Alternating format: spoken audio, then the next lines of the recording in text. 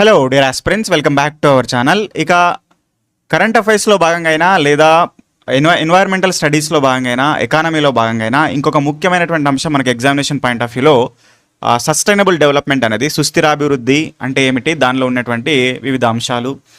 Okay, ఇంకా cap summits, biodiversity summits కానీ, green credits కానీ, ఇవన్నిటి గురించి కూడా ఎగ్జామినేషన్స్లో ఖచ్చితంగా క్వశ్చన్ అనేది ఉంటుంది. మరి అవన్నిటిని బాగా అర్థం చేసుకోవాలి, కరెంట్ అఫైర్స్లో భాగంగా మనం బాగా అర్థం చేసుకోవాలి, కరెక్ట్గా అర్థం చేసుకోవాలంటే దానిలో ఉన్నటువంటి ఫస్ట్ కాంటెక్స్ట్ అనేది తెలియాలన్నమాట. అంటే ఇక్కడ సస్టైనబుల్ డెవలప్మెంట్ అంటే ఏంటి, అది ఎందుకు వచ్చింది, ఎలా వచ్చింది, దానిలో జరిగినటువంటి వివిధ పరిణామాలు ఏంటి. ఓకే, సో అవన్నిటి గురించి కూడా ఈ వీడియోలో మనం పూర్తిగా డిస్కస్ చేసే ప్రయత్నం చేస్తాము.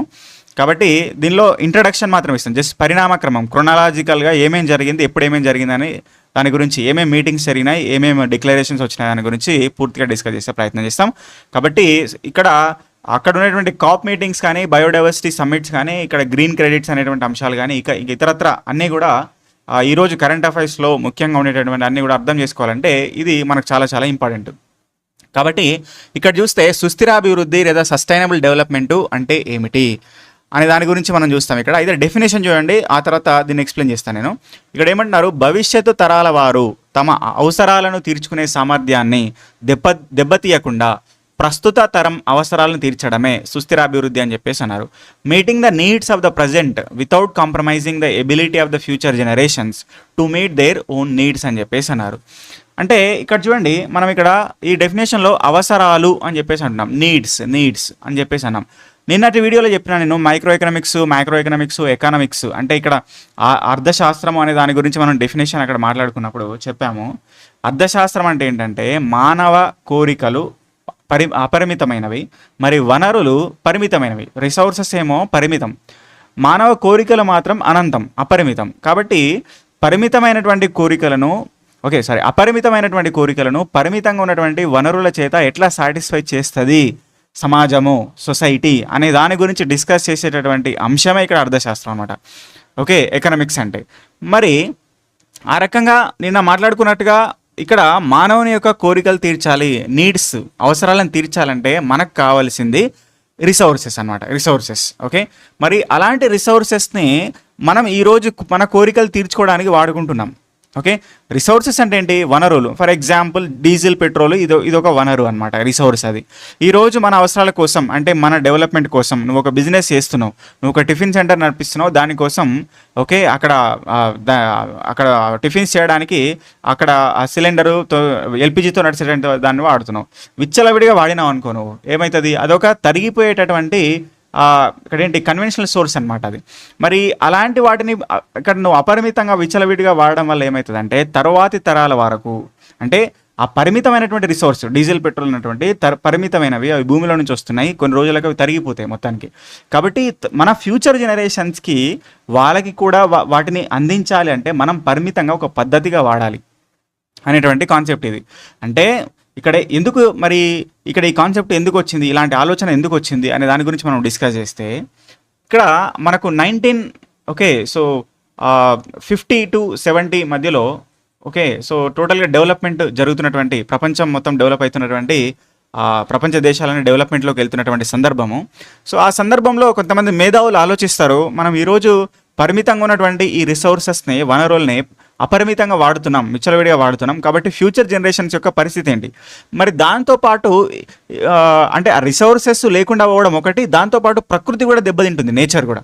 ఎందుకంటే సో కార్బన్ ఉద్గారాలు అంటే కార్బన్ ఎమిషన్స్ని మనం ఎక్కువ మొత్తంలో రిలీజ్ చేస్తున్నాం, దానివలన మనకు గ్రీన్ హౌస్ గ్యాసెస్ రిలీజ్ అవుతున్నాయి, ఓజోన్ దెబ్బతింటుంది. కాబట్టి ఇలాంటి అన్నిటి వంటి నేపథ్యంలో ఓకే అంటే మనం రిసోర్సెస్ని దెబ్బతీసి తర్వాత తరాల వారి మనుగడ లేకుండా, వాళ్ళ యొక్క ఉనికి లేకుండా చేసేటటువంటి సందర్భం ఏర్పడుతుంది. కాబట్టి దీన్ని నివారించాలి అంటే పరిమితంగా వాడుకోవాలి, ఒక పద్ధతిగా వాడుకోవాలి. అంటే పర్యావరణం అంటే మనకి ఎన్వైర్న్మెంట్ అనేది ఏదైతే ఉందో దాన్ని కాపాడుతూ డెవలప్మెంట్ జరగాలి, కానీ అది పూర్తిగా అది నాశనం అయ్యేటట్టుగా మనం డెవలప్మెంట్ చేసుకోవద్దు. అలాంటి డెవలప్మెంట్తో లాభం ఏమి ఉండదు అని చెప్పేసి కొంతమందికి ఆలోచన వస్తుంది. కాబట్టి ఈ ఆలోచననే మనకి ఇక్కడ సస్టైనబుల్ డెవలప్మెంట్ అనే దానికి పునాది అవుతుంది అనమాట. ఓకే, ఫౌండేషన్ ఇస్తుంది. అట్లా ఇవన్నీ జరుగుతాయి. కాబట్టి ఇక్కడ డెఫినేషన్ అభివృద్ధి అంటే మనం అర్థం చేసుకోవాలి కదా డెఫినేషన్. అయితే the 3 bottom lines of the 3 core pillars of this particular sustainable development. 3 స్తంభాల మీద ఆధారపడి ఉంది. ఒకటేమో పర్యావరణం, అంటే మన యొక్క ప్లానెట్ని పరిరక్షించడం. ఇంకోటి ఏంది, సొసైటీ, సమాజం, మానవ సంక్షేమం, సమానత్వం, అంటే అవసరాలు తీర్చుకోవడం, సంక్షేమాన్ని పొందడం, ఓకే, సమానంగా అందరూ కూడా సమానంగా ఎదగడం, అలాంటిది అనమాట. ఇక ఆర్థిక వ్యవస్థని ఒక ఒక ఒక పద్ధతిగా ఒక స్థితిలో ఉంచడం అనమాట. ప్రపంచ ఆర్థిక వ్యవస్థను ఒక స్థితిలో ఉంచడం, వృద్ధి, ఉపాధి జరగాలి, మానవ సంక్షేమం జరగాలి, అల్టిమేట్గా ఇవన్నీ ఈ రెండు ఉండి, ఓకే, సో పర్యావరణాన్ని, ప్లానెట్ని కూడా రక్షించాలి. ఓకే, సో ఈ 3 పిల్లర్స్ మీద మనకు సస్టైనబుల్ డెవలప్మెంట్ అనేది ఉన్నది. కాబట్టి అయితే ఇది ఎక్కడి నుంచి వచ్చింది, దీని యొక్క అనేది మనం చూస్తే ఇక్కడ చూడొచ్చు, మనకు ఒక పర్సన్ ఉంటారు, ఓకే, ఆయన ఒక సైలెంట్ స్ప్రింగ్ అనేటువంటి బుక్ను రచిస్తారు. Silent spring, okay, Rachel Carson ఏం చేస్తారు, ఆయన ఒక సైలెంట్ స్ప్రింగ్ అనేటువంటి ఒక బుక్ని రచిస్తాడు, సైలెంట్ స్ప్రింగ్. సో ఆ సైలెంట్ స్ప్రింగ్లో ఆయన చెప్తాడు, అంటే ఈ రకంగా ప్రపంచం డెవలప్మెంట్ అవుతున్నటువంటి క్రమంలో, ఓకే, సో ఇక్కడ పర్యావరణానికి ఎట్లా హాని జరుగుతుంది, దాని వలన మన ఫ్యూచర్ జనరేషన్స్ ఎట్లా దెబ్బతింటాయి, ఓకే, సో అనేటువంటి ఒక కాన్సెప్ట్ని ఫస్ట్ ఆఫ్ ఆల్ ఆయన తీసుకొని వస్తారనమాట. ఆ తర్వాత ఏమవుతుంది, ఇటలీలోని రోమ్లో, ఓకే, సో ఇటలీలోని రోమ్లో అప్పుడు ఒక క్లబ్ ఏర్పడుతుంది. ఇటలీలోని రోమ్లోని కొన్ని శాస్త్రవేత్తలు మరియు ఆర్థికవేత్తలు ఏం చేస్తారంటే పర్యావరణ పరిమితులు, ఎన్వైర్మెంటల్ లిమిటేషన్స్ మీద చర్చించడానికి ఒక గ్లోబల్ థింక్ ట్యాంక్ అనేటువంటిది ఒక గ్రూప్ అనేది ఏర్పడుతుంది అనమాట. కాబట్టి వాళ్ళు 1972లో ద లిమిట్స్ టు గ్రోత్ అని చెప్పేసి ఒక బుక్ రచిస్తారనమాట. ద లిమిట్స్ టు గ్రోత్ అనేటువంటి ఒక నివేదికను ప్రచురిస్తారు. సో ఇది పర్యావరణ క్షీణతపై ప్రపంచాన్ని మొదటిసారిగా హెచ్చరిస్తుంది అనమాట. అంటే సో ఇక్కడ మనం అంటే ఇట్లా వనరులను మనం విచ్చలవిడిగా వాడడం వలన, ఓకే, సో పర్యావరణానికి హాని చేయడం వలన ఏం జరుగుతుంది ఫ్యూచర్లో అనే దాని గురించి, ద లిమిట్స్ టు గ్రోత్ అనే దాని గురించి ఒక బుక్ రాస్తారు. సో ఈ రెండు మొట్టమొదటిగా ప్రపంచంలో మేధావులను ఎఫెక్ట్ చేస్తాయి అన్నమాట. ఓకే, కాబట్టి సైలెంట్ స్ప్రింగ్ అనే బుక్ ద రేచల్ కార్సన్, అదేవిధంగా క్లబ్ ఆఫ్ రోమ్ అనేటువంటి 1968లో ఏర్పడినటువంటి రోమ్లో ఏర్పడినటువంటి ఒక థింక్ ట్యాంక్ వాళ్ళు రిలీజ్ చేసినటువంటి ద లిమిట్స్ టు గ్రోత్ అనేటువంటిది. సో మొట్టమొదటిగా ఈ సస్టైనబుల్ డెవలప్మెంట్ అనే కాన్సెప్ట్ని తీసుకురావడానికి ఉన్నటువంటి మూల ఆధారాలు అనమాట. ఓకే, అయితే ఈ సందర్భంలో ఏం చేస్తారు, అప్పుడు యునైటెడ్ నేషన్స్ ఏం చేస్తుంది, ఒక కాన్ఫరెన్స్ని నిర్వహిస్తుంది. మానవ పర్యావరణంపై ఒక సదస్సును నిర్వహిస్తుంది. ఇది మొట్టమొదటి అంతర్జాతీయ సదస్సు అనమాట.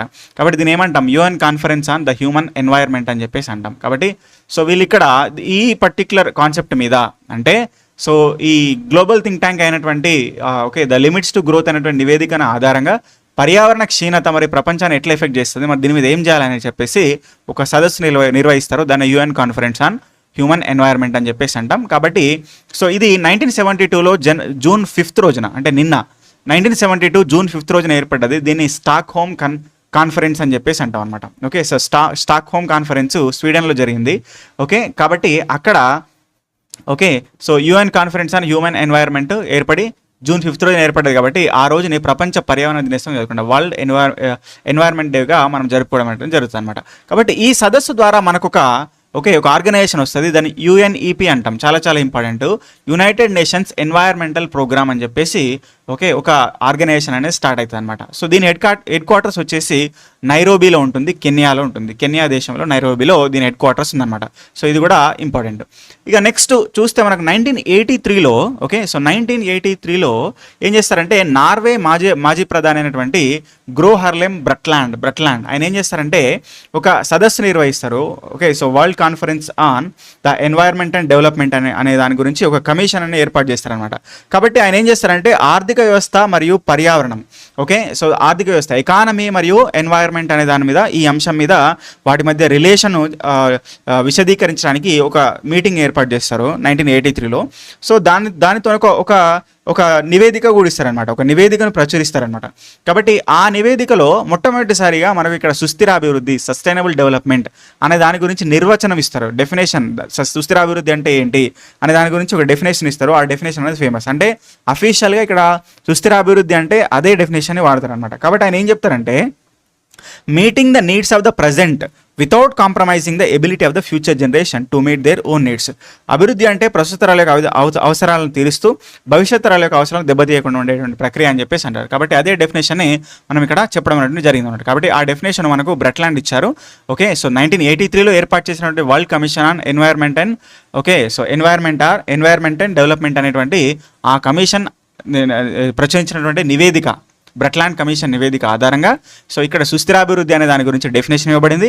సో ఆ రకంగా సో అది జరిగిందనమాట. అయితే ఇక్కడ 1992లో జరిగినటువంటి రియో ఎర్త్ సమ్మిట్, ఓకే, ఇక్కడ ఇది చాలా చాలా ఇంపార్టెంట్. రియో ఎర్త్ సమ్మిట్ 1992లో జరిగింది. అయితే ఇక్కడ UN conference on environment and development, okay, so UN conference on environmental development అని చెప్పేసి బ్రెజిల్లోని రియో డి జెనారియోలో ఒక మీటింగ్ జరిగింది. ఓకే, దీన్ని ఎర్త్ సమ్మిట్ అని చెప్పేసి అంటాం.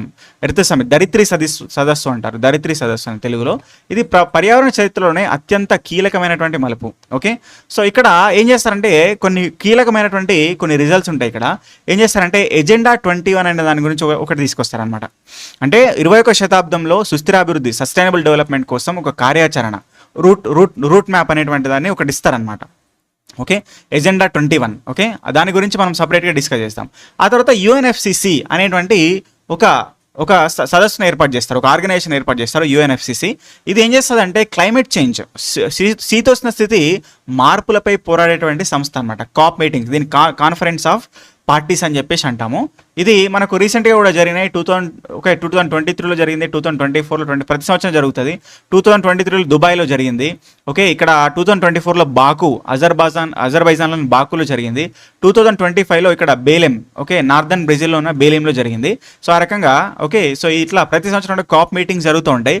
ఇక్కడ వాళ్ళు ఏం చేస్తారంటే శీతోష్ణ స్థితి యొక్క మార్పుల మీద వాళ్ళు ఓకే, సో సదస్సు నిర్వహిస్తూ ఉంటారనమాట యుఎన్ఎఫ్సిసి.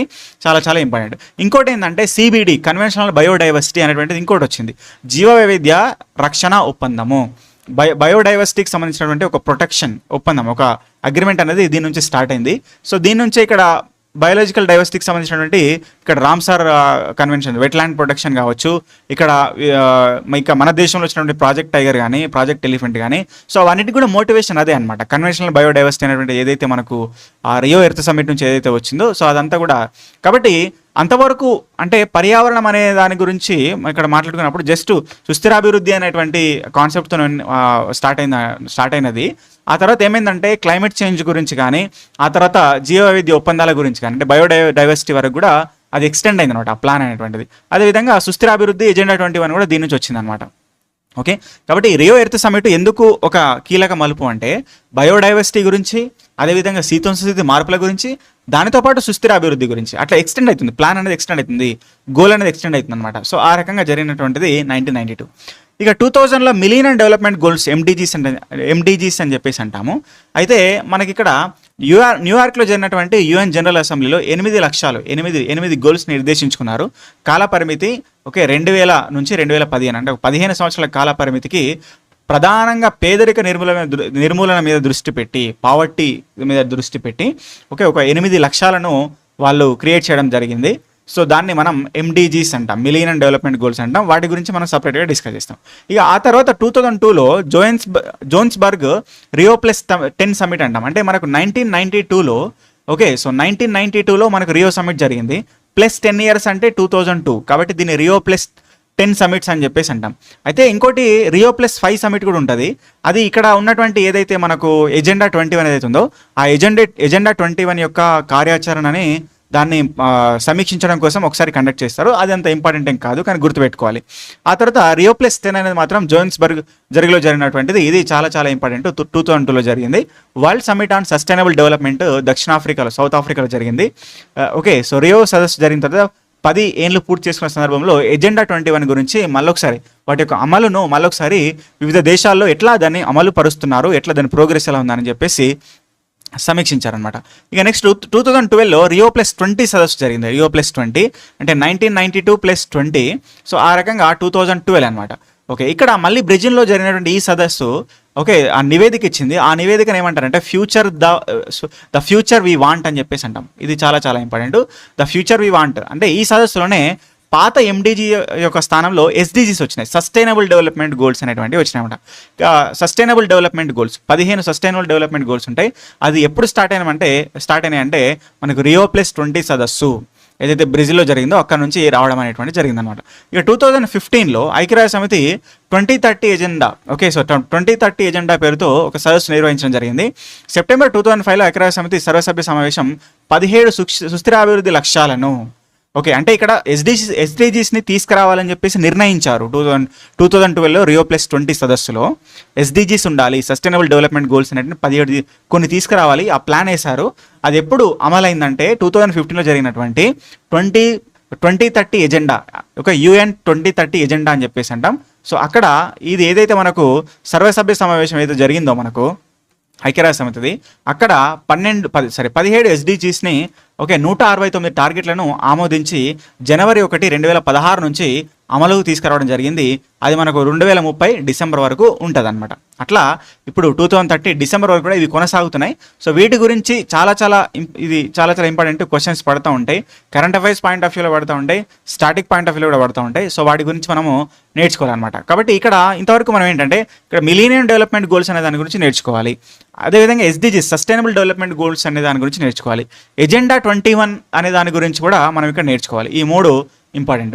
అదేవిధంగా ఆ కాప్ సమిట్స్ కూడా ఎప్పుడు స్టార్ట్ అయినాయి, ఎక్కడి నుంచి స్టార్ట్ అయినాయి, అందులో ముఖ్యమైనటువంటి ఏమున్నాయి ఇప్పుడు అంటే ఫర్ ఎగ్జాంపుల్ క్యోటో ప్రోటోకాల్ ఉంది. ఓకే, సో ఇలాంటివి. అట్లా ఇక్కడ బయోలాజికల్ డైవర్సిటీకి సంబంధించినటువంటి సమ్మిట్స్ ఏవైతే జరుగుతున్నాయో, సో వాటికి సంబంధించిన సమ్మిట్స్ ఎక్కడెక్కడ జరిగినాయి, ఏది ఇంపార్టెంట్, ఏమేమి డిక్లరేషన్స్ తెచ్చారు, అట్లా మనం అయితే ఇవన్నిటి యొక్క నేపథ్యంలో భారతదేశం ఏ విధంగా రెస్పాండ్ అయింది ప్రతిసారి సస్టైనబుల్ డెవలప్మెంట్ ప్రపంచంలో జరిగినటువంటి ఈ సమిట్స్ ఆధారంగా, ఓకే, ఈ కార్యాచరణ ఆధారంగా ఈ భారతదేశం ఎప్పుడు వీటిని అంగీకరించింది, ఎట్లా పాటిస్తుంది, ఎట్లా దాని ప్రోగ్రెస్ని చూపిస్తుంది అనే దాని గురించి కూడా ఇంపార్టెంట్ అనమాట. సో అట్లా అవన్నీ నేర్చుకోవాలి. కాబట్టి ఈ వీడియోలో మనం జస్ట్ ఇంట్రడక్షన్ చూస్తున్నాం ప్రతిదానికి. సరే, సస్టైనబుల్ డెవలప్మెంట్ గోల్స్లో 17 ఉంటాయి. ఆ 17లో మనకి ఇక్కడ partnership for the goals, no poverty, zero hunger, okay, so good health and well being, quality education, gender inequality, okay, clean water and sanitation, affordable clean energy, decent work and economic growth, industry innovation infrastructure, reduced inequality, sustainable cities and communities, responsible consumption and production, climate action, life below water, life on land, peace, justice and strong institutions అని చెప్పేసి ఇట్లా 17 goals అనేటువంటివి ఉంటాయన్నమాట. Okay, so అవన్నిటిని కూడా గుర్తుపెట్టుకోవాలి.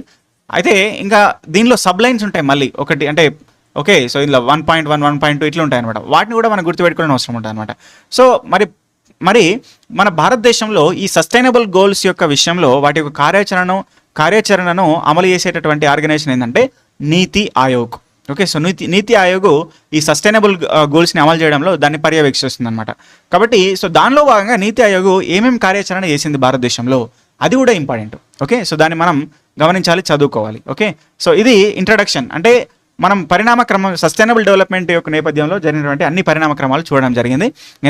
Next క్లాస్లో agenda 21 గురించి, ఎండిజీస్ గురించి, ఎస్డిజీస్ గురించి, ఓకే, అదేవిధంగా UNFCCC కాప్ సమిట్స్ గురించి, బయోడైవర్సిటీ సమిట్స్ గురించి మరొకసారి బ్రీఫ్గా ఎక్స్ప్లెయిన్ జరుగుతుంది. కాబట్టి వీడియో నచ్చితే లైక్ చేయండి, మీ ఫ్రెండ్స్కి షేర్ చేయండి.